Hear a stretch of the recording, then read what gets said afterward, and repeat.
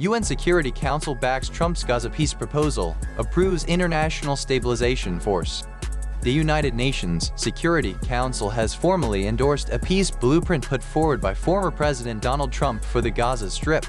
The resolution, drafted by the United States, authorizes an international stabilization force (ISF) to fill the security gap left by Israeli troops and includes language that hints at a future independent Palestinian state.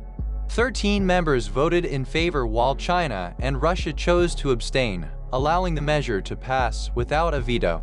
U.S. Ambassador Mike Waltz presented the vote as a turning point for Israelis, Palestinians, and the broader Middle East.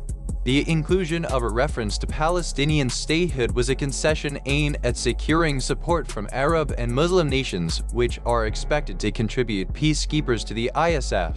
On the day of the vote, Israeli Prime Minister Benjamin Netanyahu reiterated his staunch opposition to any Palestinian state, raising doubts about Israel's willingness to implement the UN-mandated steps. Hamas dismissed the resolution as an imposed international guardianship mechanism and vowed not to disarm. Proponents argue the resolution will lift remaining aid restrictions on Gaza, provide security through the ISF, and pave the way toward Palestinian self-determination and eventual statehood.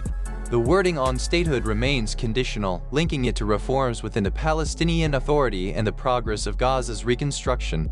Delegates from Arab states and European countries accepted the compromise, emphasizing the need to extend the current ceasefire and deliver humanitarian assistance to the 2.2 million people living in Gaza.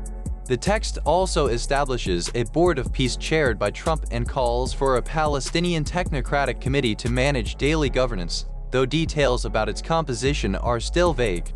No nation has yet committed troops to the ISF, and the force's mandate to disarm groups such as Hamas remains uncertain.